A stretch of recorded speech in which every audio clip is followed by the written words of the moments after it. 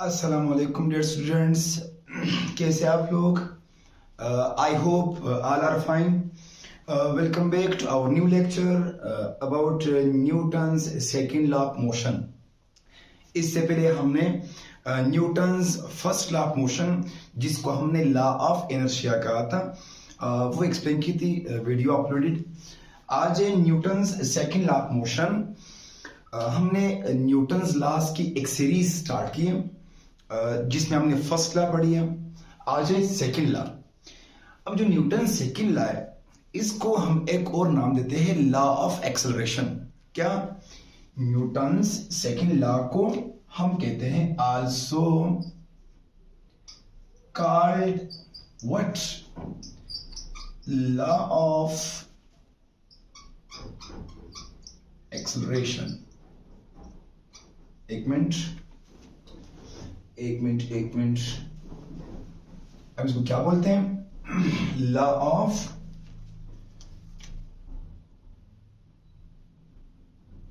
Acceleration. Newton's second law is also called law of acceleration. अब जो Newton second law है, ये कहती है, अब इसको थोड़ा समझते हैं डायग्राम के जरिए से। फर्ज करें we have a block of mass m. Let's suppose ये एक ब्लॉक है जिसका मास m है। अब m कुछ भी हो सकता है, मतलब m भी 5 kg 3 kg जो भी है। अब ये ब्लॉक कहीं पर पड़ा है। लेट्स सपोज ये ब्लॉक कहीं टेबल पर पड़ा है, कहीं भी। अब फिलहाल ये ब्लॉक रेस्ट पर है। किस चीज में? रेस्ट में। अब रेस्ट मींस इस ब्लॉक की जो वेलोसिटी है वो क्या है? 0 मीटर पर सेकंड। अब न्यूटन साहब ने क्या कहा था? अगर आप इस ब्लॉक के ऊपर एक फोर्स F लगाए, क्या? अगर आप इस ब्लॉक के ऊपर एक फोर्स F लगाए तो ये ब्लॉक अपने स्टेट को चेंज करेगा। ये किस लॉ कहा था? फर्स्ट लॉ ने। यानी अगर किसी भी बॉडी के ऊपर एक एक्सटर्नल अनबैलेंस्ड फोर्स है तो वो बॉडी अपने स्टेट को चेंज करेगी। अब फिलहाल ये बॉडी रेस्ट में है, मतलब इसकी वेलोसिटी 0 है। तो जब आप इसके ऊपर फोर्स लगाओगे तो ये ब्लॉक आगे जाएगी। अब कुछ स्टूडेंट्स सोच रहे होंगे कि ये लाजमी ब्लॉक को रेस्ट पर होना चाहिए। नहीं यार, ये ब्लॉक मोशन भी हो सकता है। फिलहाल मैंने ब्लॉक को रेस्ट पर लिया, तो जब आप इसके ऊपर फोर्स लगाओगे F, तो the block will change it's state. ये ब्लॉक अपने स्टेट को चेंज करेगा, मतलब ये आगे जाएगा। फर्ज करें ये ब्लॉक यहां से आकर यहां तक, फर्ज करें इस ब्लॉक की वेलोसिटी यहां पर कुछ है लेकिन 0 नहीं है। मान लेते हैं मैं भी इस वेलोसिटी को भी I कहता हूं, मतलब we consider this velocity as vi। तो यहां पर जो इसकी वेलोसिटी vf है, ये तो अभी 0 नहीं है, इसकी कुछ ना कुछ वैल्यू तो होगी। क्यों भला? आपने फोर्स अप्लाई किया तो मास ने मूव किया। अब जब मास मूव करेगा तो इसकी वेलोसिटी 0 नहीं हो सकती, इसलिए मैंने इसकी वेलोसिटी को vf कहा है। अच्छा, जब आप मास की वेलोसिटी को फोर्स के जरिए से चेंज करोगे, पहली सवाल, इस मास की वेलोसिटी चेंज कब होगी? मतलब ये मास अपने स्टेट को चेंज कब करेगा? ये मास अपने स्टेट को तब चेंज करेगा अगर इस मास की इनर्शिया अप्लाइड फोर्स से कम। क्या कहा था हमने? कि every mass has a property to resist the force, to resist the change. तो जब आप फोर्स अप्लाई करोगे तो क्या ये मास आपको अपोज नहीं करेगा? इनर्शिया से जरूर करेगा। अब अगर आपका फोर्स, आपकी फोर्स की जो वैल्यू है या जो इफेक्ट है, अगर ये इस बॉडी की इनर्शिया से ज्यादा हुई तब ये बॉडी अपने स्टेट को चेंज करेगी, वरना नहीं करेगी। हम यहां पर मान लेते हैं कि इस फोर्स की जो इफेक्ट है वो इनर्शिया से ज्यादा है, तो मास ने अपने स्टेट को चेंज किया, आगे गया। यहां पर इसकी वेलोसिटी क्या बनी? vf। आप सब जानते हैं कि जब हम किसी भी बॉडी की वेलोसिटी को चेंज करते हैं, टाइम तो जरूर लगेगा। Let this time be t। भाई जब हम वेलोसिटी को चेंज करेंगे तब टाइम तो जरूर लगेगा। तो इस वेलोसिटी, इस बॉडी की जो वेलोसिटी है वो चेंज होगी टाइम टी में। और सब जानते हैं अगर किसी भी बॉडी की वेलोसिटी चेंज होगी, चाहे मैग्नीट्यूड, चाहे डायरेक्शन, चाहे दोनों, तो इस बॉडी के अंदर एक्सेलरेशन का होना लाजमी है। इस बॉडी के अंदर क्यों बता? Acceleration means rate of change of velocity. What is acceleration? Acceleration means rate of change of velocity. जब आप फोर्स अप्लाई करोगे बॉडी के ऊपर तो वेलोसिटी चेंज हो गई। अब न्यूटन साहब ने यह ऑब्जर्व किया था, न्यूटन के सेकंड लॉ के मुताबिक अगर आप किसी बॉडी जिसका मास m है फोर्स लगाओगे, if we apply the force then acceleration is produced in the body. लेकिन याद रखना ये एक्सेलरेशन फोर्स के सिंप में ही प्रोड्यूस होगा, क्योंकि force is a vector quantity. जिस डायरेक्शन में फोर्स उसी डायरेक्शन में क्या है? एक्सेलरेशन है। यही तो है न्यूटन सेकंड लॉ। यानी अगर आप फोर्स लगाओगे तब एक्सेलरेशन प्रोड्यूस होगा, अगर फोर्स की जो इफेक्ट है वो इनर्शिया से ज्यादा है। लेकिन किस डायरेक्शन में? फोर्स की डायरेक्शन में। अब बताएं, जब हम फोर्स लगाएंगे एक्सेलरेशन प्रोड्यूस होगा।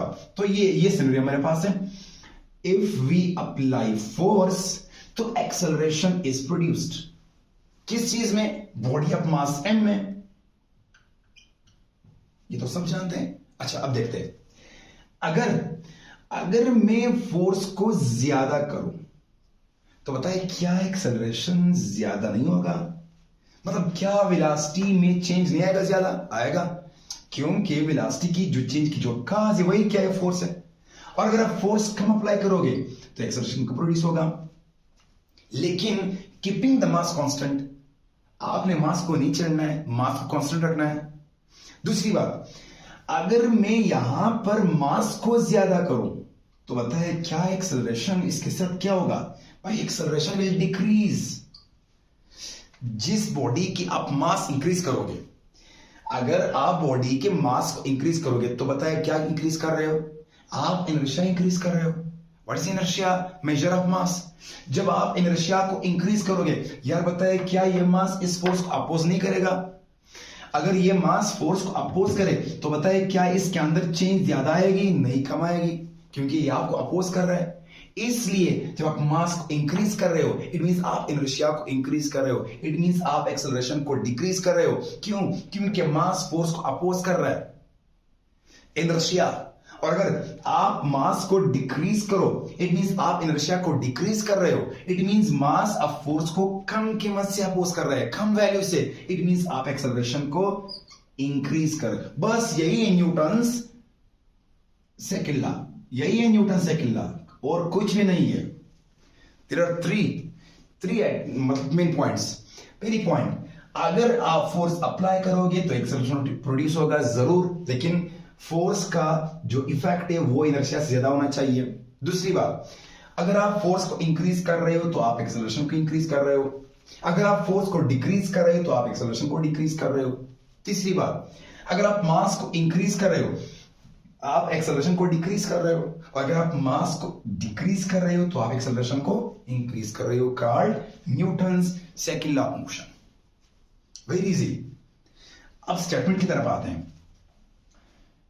इस लॉ के मुताबिक if a force F is applied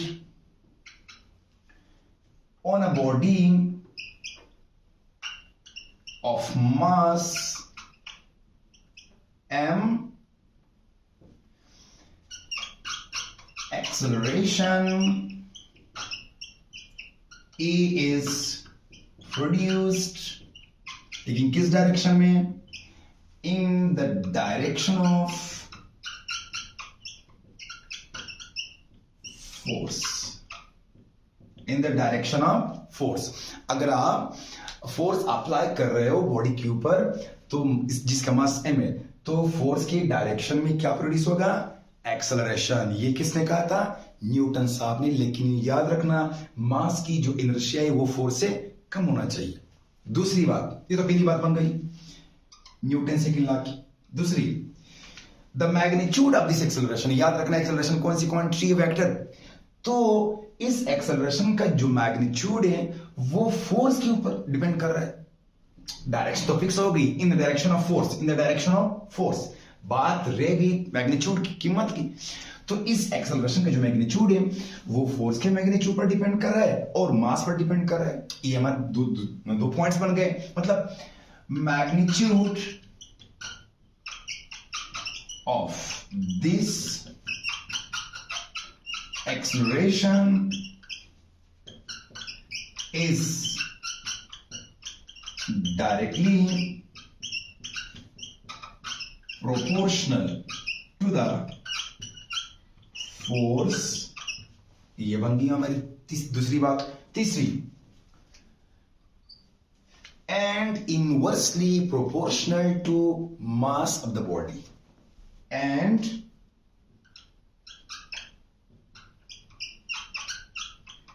inversely proportional to mass of the body। ये हमारा न्यूटन सेकंड लॉ है। अब इसको हम लिखते हैं मैथमेटिकली। किस फॉर्म में? मैथमेटिकली। चले, पहली बात, जो ये फोर्स आप अप्लाई कर रहे हो इसकी वजह से जो एक्सेलरेशन प्रोड्यूस होगा वो है directly proportional to the force. मतलब अगर आप फोर्स को इंक्रीज कर रहे हो तो आप एक्सेलरेशन को इंक्रीज कर रहे हो। क्यों? क्योंकि एक्सेलरेशन की जो काज है वही फोर्स है। दूसरी बात, यही एक्सेलरेशन का जो मैग्नीट्यूड है वो मास के साथ इनवर्स रिलेशन में। इसको मैं इक्वेशन नंबर 1 मान लेता हूं, इसको मैं इक्वेशन नंबर 2 मान लेता हूं। अब दोनों इक्वेशंस को कंबाइन करते हैं तो देखते हैं क्या बनेगा। अच्छा, इधर करते हैं। ये जो acceleration is directly proportional to force and inversely proportional to mass. जब हम साइन को रिमूव करते हैं तो कांस्टेंट लगाते हैं। भाई बाकी तो कुछ भी नहीं है, मैथमेटिक्स है। समझा दिया आपको कंसेप्ट। यानी ये जो एक्सेलरेशन है इज इक्वल टू, हम लगाते हैं कांस्टेंट और इक्वल साइन। कांस्टेंट इज के अपॉन एम, वे जो के है वो क्या है? के इज अ कांस्टेंट और इस के की जो वैल्यू है वो 1 है। अगर हम यहां पर 1 पुट करें तो हमारा आंसर क्या बनेगा? The answer is a is equal to f by m, क्योंकि यहां पर तो 1 है। 1 इज मल्टीप्लिकेटिव आइडेंटिटी। अच्छा, m को यहां पर शिफ्ट करते हैं तो हमारे पास फॉर्मूला बनेगी F is equal to m a. This is Newton's second law, F is equal to m a. अब इसके मुताबिक फोर्स का यूनिट आप निकाल सकते हो। ये तो आसान है, unit of force. Unit of force, ये तो फोर्स है। अब यहां पर मास की जगह हम पुट करते हैं किलोग्राम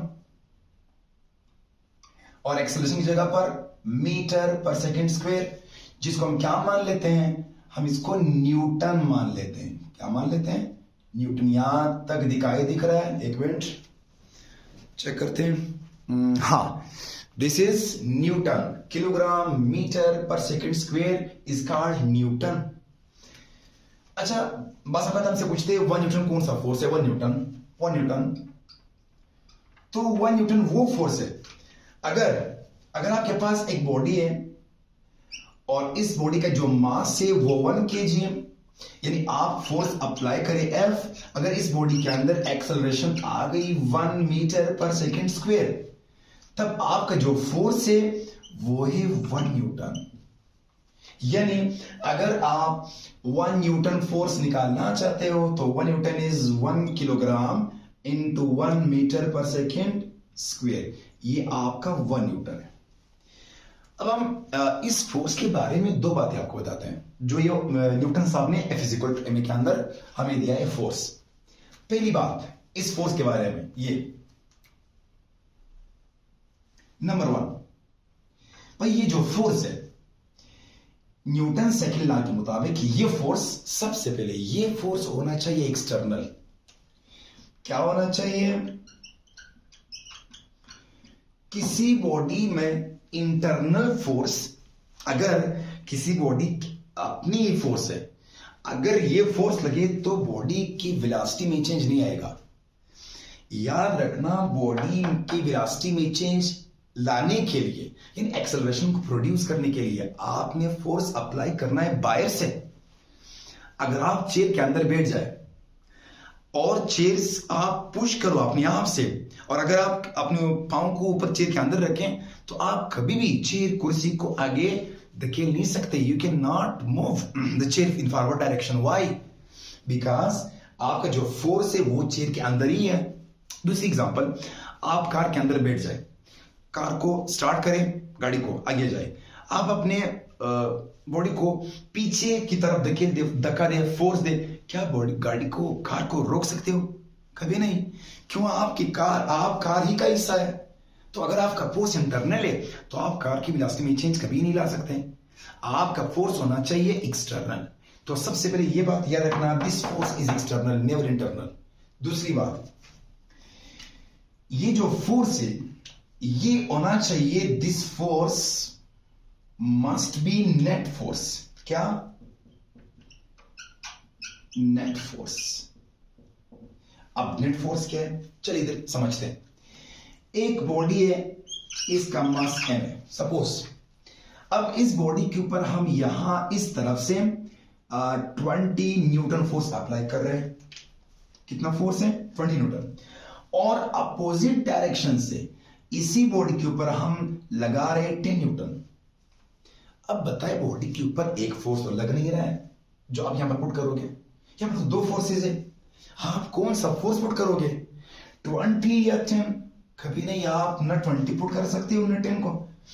आपने इन दो फोर्सेस को ऐड करना है वेक्टर रूल से, head to tail, triangular method, जो भी है। यहां पर तो हेड टू लगेगा, अपोजिट डायरेक्शन है। तो इन दो फोर्सेस का जो रिजल्टेंट फोर्स निकलेगा, यहां तक दिख रहा है? एक मिनट। हाँ, इन दो फोर्सेस का जो रिजल्टेंट फोर्स निकलेगा, रिजल्टेंट फोर्स, मिसाल 20 माइनस 10 बनेगा 10। अब आपका जो फोर्स 10 आ गया, यही आपका नेट फोर्स या तो रिजल्टेंट फोर्स है। नेट फोर्स या तो आपने, अगर किसी बॉडी के ऊपर एक से ज्यादा फोर्सेस लग रहे हैं तो आपने उन तमाम फोर्सेस का वेक्टर सम निकालना है। जब आप वेक्टर सम निकालोगे तो जो लास्ट आंसर बन गया वही फोर्स आपने इस फॉर्मूले के अंदर पुट करना है, वही फोर्स एक्सेलरेशन प्रोड्यूस करेगा। तो मेरे भाई, नेट फोर्स का जो डेफिनेशन है, net force what is net force? Which produces acceleration, which produces acceleration। यानी बॉडी के अंदर जो फोर्स एक्सेलरेशन प्रोड्यूस कर रही है वही को हम क्या बोलते हैं? नेट फोर्स बोलते हैं। अब यहां पर जो फॉर्मूला है वो इस तरह बनेगी, यानी आपका जो फॉर्मूला है F is equal to ma, यहां पर आपने F के साथ क्या लगाना है? नेट। ये आपका लास्ट फॉर्मूला है न्यूटन्स सेकेंड लॉ मोशन का। याद रखना, ये फोर्स आप सिर्फ लाइनियर मोशन के लिए नहीं पढ़ सकते हैं, ना तो पढ़ना चाहिए भाई। मैंने कहा था अगर वेलोसिटी के अंदर चेंज आ गई, अब यहां पर तो हमने वेलोसिटी की जो मैग्नीट्यूड है वो चेंज किया है, क्योंकि बॉडी फिर भी आगे जा रही है, स्टिल आगे जा रही है। अगर आप बॉडी के डायरेक्शन को भी चेंज करोगे तब भी एक्सेलरेशन प्रोड्यूस होगा। If we change the direction of velocity तब भी एक्सेलरेशन होगा, तब भी फोर्स होगा, तब भी न्यूटन सेकंड लॉ वैलिड है।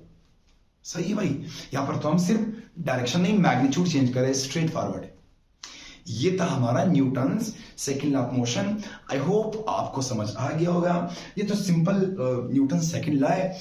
इंशाल्लाह हम कोशिश करेंगे कि F is equal to ma से रिलेटेड जितने भी कंसेप्ट है, जितनी भी प्रॉब्लम्स, न्यूमेरिकल्स, एमसीक्यूज आ सकते हैं, हम कोशिश करते अगली वीडियो में या इसके बाद अमतल अपलोड करेंगे। इसके बाद फिर इसका जो कंसेप्ट है आपको सब के सब वो कंसेप्ट समझा देंगे जिससे आप किसी भी तरह के न्यूमेरिकल को सॉल्व कर सकोगे इंशाल्लाह।